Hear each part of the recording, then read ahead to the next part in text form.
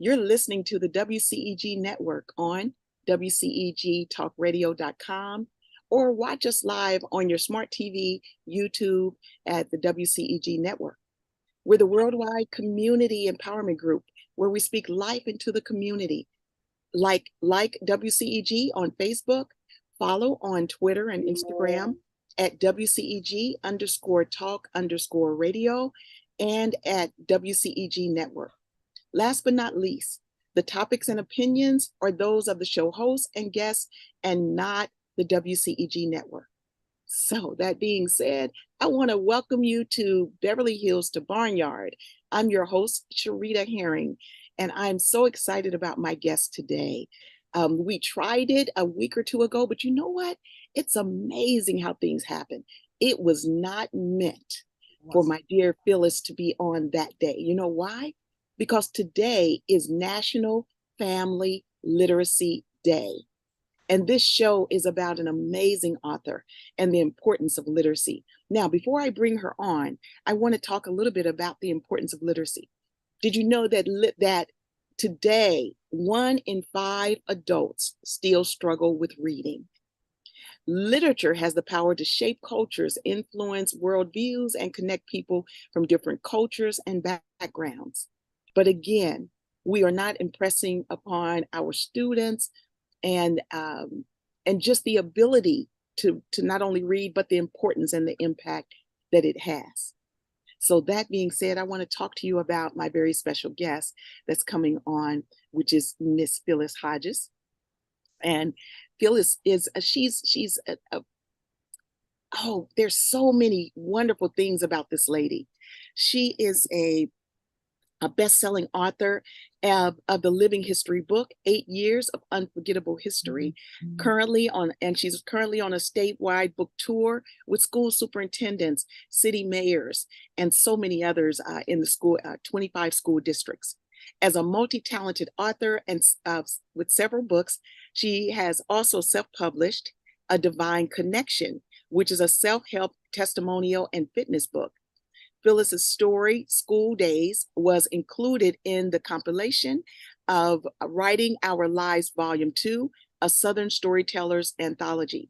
And her story, A Reflection of My Living History, was included in Writing Our Lives, Volume 3, a Southern Storyteller's Anthology. The author is currently working on 3 additional books. In addition to writing books, she's an entrepreneur, a fitness specialist and consultant, clergy, and television personality. During her time on television, she interviewed many great guests, such as Muhammad Ali, Sinbad, The Whispers, and so many others. She received her theological education at Missionary Baptist Seminary and Agape College, and has received a numerous amount of global health and fitness certificates from across the globe, including ACE American Council on Exercise, ISSA, International Sports Science Association, and the Arthritis Institute. She's a hometown girl born right here in Little Rock, Arkansas, and has been married to her wonderful husband for over 49 years. The two have 2 adult children and 3 young adult grandchildren. Isn't that amazing? So let me just bring you on and hear my very special guest, Phyllis. How are you, dear? Hey, I'm great. How are you? I am amazing, and so happy to have you on today, Literacy Day. So, I mean, talking about stuff supposed to happen that way. Oh my goodness, this is great. Yes. Thank you so much. Yes. So Phyllis, let's start right out. Give us a little bit of insight of what's going on with your amazing tour. Oh my goodness. Can we say it? Amazing tour. It is amazing because number one, it's been going on for such a long time. I started this, I guess I would say about a year and a half ago. But at that particular time, I was going school to school to school. So that was really tiring. And I said, wait a minute, something has to give. And the pandemic came. So something gave for sure. And then I was able to sit back and relax and write. So now everything is open and I'm able to travel. My mom and I able to go right now to city to city, driving ourselves, having such a great time, meeting with superintendents and mayors. And it's wonderful, wonderful, wonderful. So approximately how many cities have you been through so far? As of right now, 10 different states, but 25 cities. Okay. So, Mhm. you know what? I didn't know that you were also venturing outside of Arkansas. Exactly. A lot of times people invite me to come outside of Arkansas. So we have to really be careful because our citywide tour is already booked. But I don't want to say no to anybody. So when that door open, we squeeze it in. Yes. Okay. Okay. So for those that are listening that may want to invite you, what would host a host city or a host school, what would that look like for them? Well, all they have to do, if they are serious about literacy, all they need to do is pick up the telephone. Simple as that. And sometime they may get me, sometime not. So I ask them to go ahead and email me, and they can email me at carouselfitforlife@gmail.com. And maybe we can put it in a link or something below, but they can reach out to me. And if they reach out to me, and if I have at least three, this is out of state, if I have at least 3 weeks advance notice, we will make it happen. Okay. Okay. Outstanding. Outstanding. So, and then you mentioned your mom is traveling with you. First of all, that is truly a blessing. I Oh my lost my God. mom so early in my life. She was only just turning 53, so she's been gone a very long time. Oh, What is that like? I bet your mom is so proud. mom is proud. I'm proud. Mom is 85. And when I say 85, we're talking about a lady with more energy than me and you now. If she has more energy than us, you know she has to be a powerful woman. She's not on any medication at the age of 85. And I'm so grateful to be able to say that. But yeah, she travels with me. She's part of this tour because with my book, Girl Power, and we'll talk about that a little later, hopefully. But with the Girl Power, she's in all of those books. And I try to tell individuals that's my first teacher. That's my first mentor. That's one of my best friends beside my hubby. So she just said, yes, I'll go with you. Now, when she attends these tours, it's so funny because we're going inside and I'm doing all of this talking and we're going to television stations and what is it? The newspapers and the different offices. And mom get tired sometimes. She said, forget it, Phyllis. You go inside and I'll stay in the car. And then I'll smile, I'll look at her and I'll say, okay, mom. Now, when I get in there and start talking to the mayor, they always provide me gifts, but I will not accept a gift without them having one for mom. So now I grab the mayor's hand and we go outside and I said, mama, come on, open the door, let the mayor in, and they pin her. So it's a whole fun venture with Mama Rose and I. Yes, yes. Well, I do want to start talking about girl power, but the moment that you said that your mom isn't on any kind of medication, you're focused on fitness. I can almost guarantee that your mom was someone that you have mimicked in the way that she believes and the way that she lives her life, and that's reflective in you and how you are. Is Yes, that that's correct, Sari. Mom is a certified nutritionist. So with me saying that, she always taught us what to eat and how to eat it in moderation and all of that. But when the fitness scene came on in terms of her going into the gym, no, girl, she's getting this broom and showing you how to move. She's getting a vacuum cleaner showing you how to move. She's getting a bag showing you how to lift it. So from an old school standpoint, you didn't have to have any money to go to a gym. Go over to Mama Rose's house. She'll show you how to clean the garden, fix the stuff up, baby, and you'll stay fit. Yeah.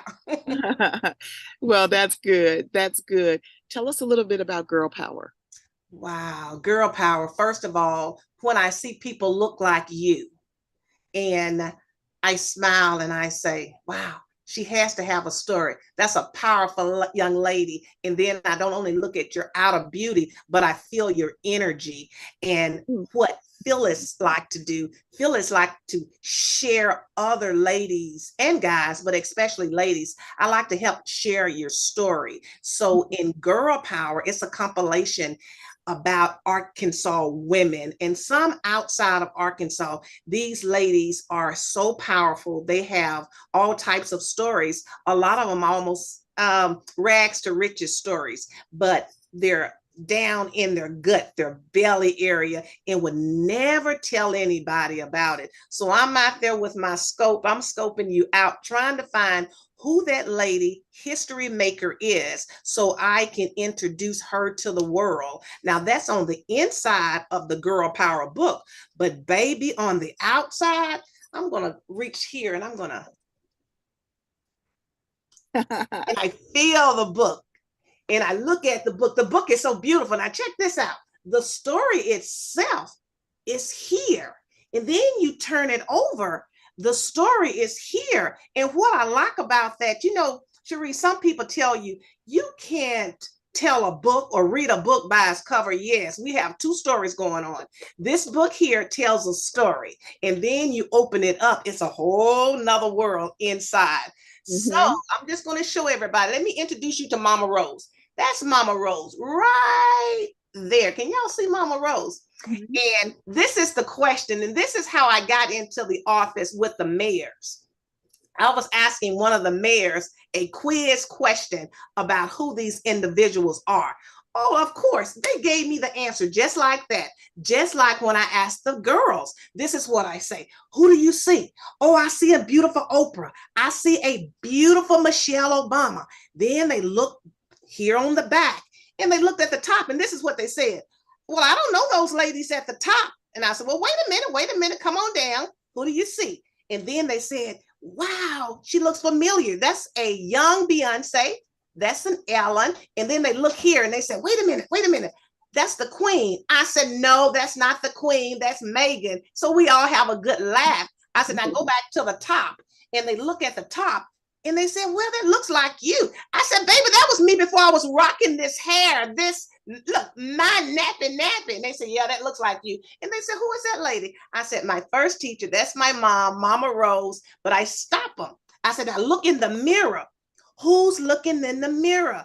And you'll see yourself. I want you to see yourself beautifully and wonderfully made. Then they smile. Sometimes the tears come and they realize they don't have to mimic a famous actress or artist. They can be themselves. And then you look on the inside and you see these homegirls and you say, wow, I can do that. So it's blessing me to be able to be a blessing. And I'm going to put that one right back up there. So that's I love how you have the mirror there. That is such a nice, instead of just talking about it, they actually see themselves and they see themselves among you and those women. And that alone is empowering. That's a great, unique approach to have on the outside of the book. Thank you. And that's Girl Power. And Girl Power 2 will be launching at the end of December. And I'm going to do this. Your program will be the first one to be able to say, we saw Girl Power 2. Can you see that? It may be a little glare, but Girl Power 2 will be out, and we're excited about that. Oh, good. You know, Phyllis, one of the things when I was promoting you coming on, I was asking the individuals in the promotion, is there a book in them? And before you birth your first book, because a lot of us, we have books in us, and what keeps us from moving forward? What holds us up from birthing that book? And did you have those same hurdles that you had to get over in order to even come out with your first book? I'm so glad you asked that question, and the answer is yes. Number one, hubby and I, we own a establishment, a health and wellness center for over 19 years. And starting out, I was a one-woman show, literally. So I'm in there trying to teach how to eat and how to cook and exercise. But the vision was to shape up the world spiritually, mentally, physically, and financially. Now I'm clergy, so I'm in front of God and I'm praying and he's talking to me and I'm saying, God, did you just tell me that I'm supposed to write a book? Wait a minute. I don't like all of that English stuff. I don't like all of that writing. And God showed me how to pick up the phone and to call other authors, literally folks that I didn't even know. And they literally mentored me because I didn't have the fear. I have the gift of gab for sure. And sometimes when a person realizes you are trying to help not only yourself, but others, they are willing to help you. So I'm calling individuals that didn't look like me, that knew nothing about me, and I shared the vision and they actually helped me. But remember, that first book was self-published. I worked like a mule. I do not like self-publishing. So after that particular successful project, what did I do? I said, honey, if we're writing any more books, we got to hire out somebody to help in terms of doing all the printing and all of that. So that's the reason we hired out a publishing company. But yes, it was challenging, but in itself rewarding. So everybody has a story in them, and they may be hesitant to share information because they may feel like, well, I can't tell it the way it's supposed to be told, or it may not really sound well, or I can't write a particular way, dot the I's and cross the T's. Don't even worry about any of that. Just start where you are. And always remember, there's a Phyllis Hodges, and I can get connected to you. And baby, we can birth that vision. We can pull that book out of you, and it won't be as hard and it won't be as long as you think. With Girl Power, I think it was a couple of years before that project was completed. But with 8 years, it was actually 9+ years for this book. For one reason, not because of the research, it took a lot of research, but because our dear friend, I will call our former president, he was a senator. So I started with his life as a senator, and I had to wait till he got out of office before I finished the book. So with all of that being said, sometimes that can be a stumbling block for individuals. They think, I don't have the time. Oh yeah, you have the time to be a blessing to anybody up under the sun. Absolutely. That is so wonderful. Tell us about that book, the inner working, the inside of the book. Oh my, now that part, that was research. So with the research, I had to, in other words, I thought about the cover, and I said, when people see this book, they're going to think a couple of things. Besides, wow, that's a handsome looking book. They're going to think this is political. No, no, no, this is not a political book. This is a 5-in-1. What do I mean? Living history. Yes, everybody in this history book is alive and well. It's current. It's right now. Mm-hmm. It's Arkansas. It's American. It's African American. All of this in this one book. So it took other people to help me with this. I started sharing their stories. And the great part about me sharing their stories, people ask, well, with the Obamas, how did that all start? It started with my granddaughter, our granddaughter, hubby and I, our granddaughter. She was at school, at a charter school, and one of the subject matters was, if you would take time to write to anybody in the world, who would it be? So our little Jade, I think she was in the 7th or 8th grade, she decided, wow, I would write to Michelle Obama. So now everybody has a choice to write to whoever. So Jade wrote a letter to Michelle Obama. And if anybody know Miss Obama, when she was in there, she always talked about nutrition and health and fitness. Now we got this thing going on in our family. Mom is the nutritionist, which is Jade's great-grandmother.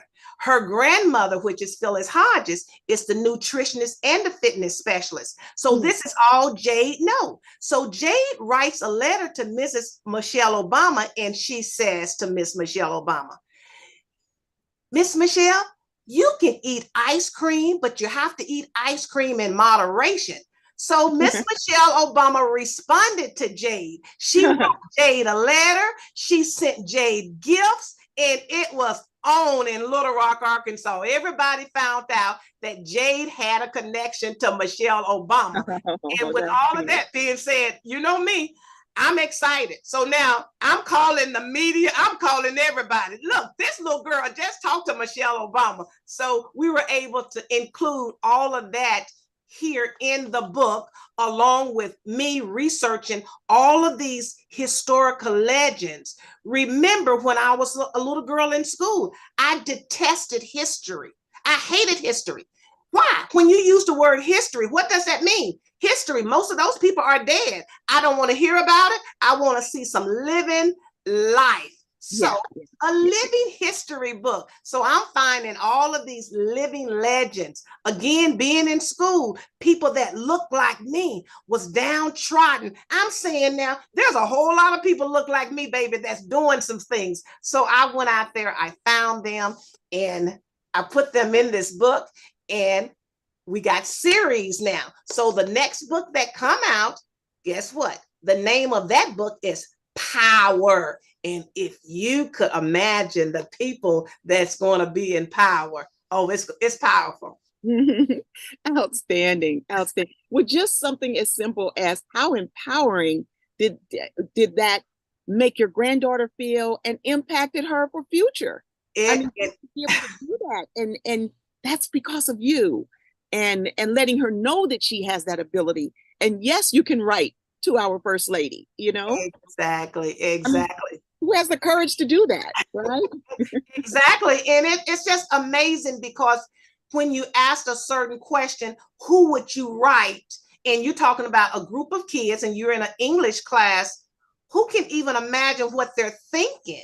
And for them to say a Michelle Obama or whoever to step out, and all of them kids stepped out, didn't receive a reply, but they were so hopeful and they saw a role model. And I even asked Jade, I said, Jade, was it any reason you didn't write a letter to me? And we just started laughing like, come on, girl, I'm your friend.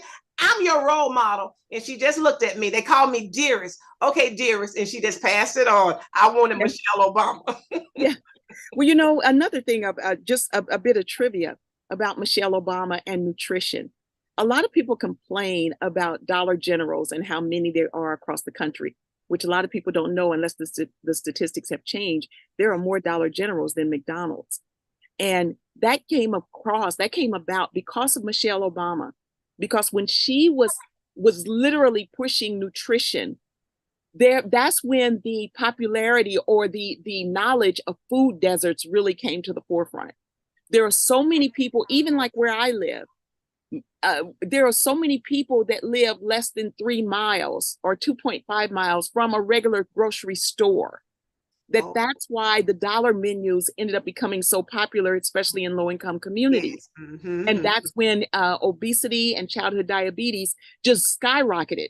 Right. Michelle Obama reached out to the major grocery store chains, and they were to put more stores in these communities that are food deserts. Well, that didn't happen. But what Dollar General did is stepped up. And though it's not a store that gives the same fruits and vegetables as a regular grocery chain, it does offer better eating options than a dollar menu. So did you know that Dollar General actually received grant funding to put Dollar Generals across the country? And see, I'm listening to you because, again, knowledge, that information that you're sharing with me, I only knew bits and pieces of it, but you're teaching me like you're teaching these viewers. Again, listen to powerful women like yourself in programs like this, because I had no idea to that extent. And a lot of times individuals don't realize all they need to do is pick up a phone or write a letter or ask. But remember, you will receive some no's. But that N-O, it's almost like an energy pill for me. Come on with the no's, because I'm not stopping. And I'm going to show you. I won't be nasty about it when I'm going to say, I'm going to show you. But it's going to speak for itself. Don't give up.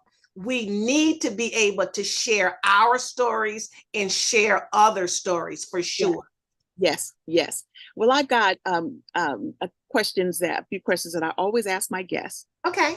one is, as far as hurdles, what kind of hurdle would you say that you've had to get through that impacted you, but you got through to the other side?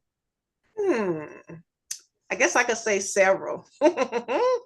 As clergy, a lot of times ladies have experience, and if they haven't experienced, hopefully they will not have to. But a lot of times in the beginning, when I had wore my collar or just was invited to come and minister, a lot of times the pastor over the various churches will have me to speak, but wouldn't have me to come into their pulpit. I would have to speak at a podium down below the pulpit. And I'm saying, wow, what is this all about? I would see the male clergy in the pulpit and the woman clergy down below the pulpit. And that was something that I had to pray about. And it's not in all churches, and it's not in all men mindsets. But at that time, a lot of men thought women shouldn't be preachers, if you will. So that was something I had to get over, and God has blessed me. Hadn't experienced that in a while now. So that was one thing. When I was in terms of television personality and in sales, it was so funny. It was in the 80s. Again, my name is Phyllis Marshall Hodges. And when I would call on some companies, being a woman, they wasn't interested. So I said, well, wait a minute. And I started calling on companies as not Phyllis, but as Phil. And they knew that they were going to have this business meeting over a table with the Mr. Phil instead of Mrs. Phyllis. So that was another hurdle. One hurdle that I would say is not a hurdle, but a lot of people, when they see my hubby and I, we just celebrated, well, actually, what is this? Today is the first day of November. In February the 14th, we will be celebrating 50 years. Did you hear me? 50 years. And we're talking about a biracial, successful marriage. And I put emphasis on that because people think, wow, 50 years. I know you all had challenges. I was that time. But believe it or not, when God is in it, he's going to give you some strength, or you're going to be just so silly you don't see the struggles. I was 16, madly in love, getting married at 16. Hear me, viewers. Hubby was 22. This cute white boy with long hair, this black little girl. But I was looking, I guess, a little bit more mature than I was. Hubby actually had to go to my mom and asked her for my hand. So that was back in the day, 1974. We did not have the challenges that people thought we had. Again, I was so googly-eyed in love, maybe I just didn't see it or didn't want to see it. Hubby was 22, so he was in college and he was working. So he said he felt and he heard some things. But me, I'm in high school, didn't have to ride the bus anymore because my husband had a drop top convertible. I didn't hear nothing. I didn't see anything. So that wasn't a hurdle for me. I was just in love and smiling. So talking about the hurdles. Well, my dear, we are getting to the close of the show. It goes so fast. We have just 2 more minutes. Let my audience know how they can reach this wonderful woman. Wow, thank you for that opportunity. Well, first of all, I think I gave my phone number. If I didn't, grab a pad and pencil, you all. 501-563-0861. Pick up the phone. Phyllis, you can talk to me, or you can go to our website, doyoufeelme.com. Come on, can you say it? Doyoufeelme.com. That's P-H-I-L, right? P-H-Y-L. P-H-Y-L. D-O-feel, P-H-Y-L, me, M-E.com. Doyoufeelme.com. Well, yes, we feel you.com. Phyllis, I want to thank you so much for being on the show. And we would love to have you back again after you've done a little bit more on your tour, if you'd like to share it with us. Oh, I would love to, because I got to come back and talk about these wonderful mayors. Ooh, Okay. some Okay. awesome things. Well, I thank you again for being on. Thank And you so much. for my listeners, you don't want to miss my show next week. It is actually my birthday on the show, and I'm having my birthday show where I'm talking about my life. I'm talking about hurdles, talking about accomplishments, and what's coming next. So please, please, please join me for my very, very special show next week, my 64th birthday, and we're talking about Sherita and her life and accomplishments and where are we going next. Phyllis, love you dearly. Thank you so much for being on. My very special guest, Miss Phyllis Hodges. Reach out to her. If you've got that book in you, hopefully today helped you to just start putting it together. You can do it. Call Phyllis. She will talk with you. Thank you so much for tuning in today to Beverly Hills to Barnyard. Again, I'm your host, Sherita J. Herring. See you on my birthday show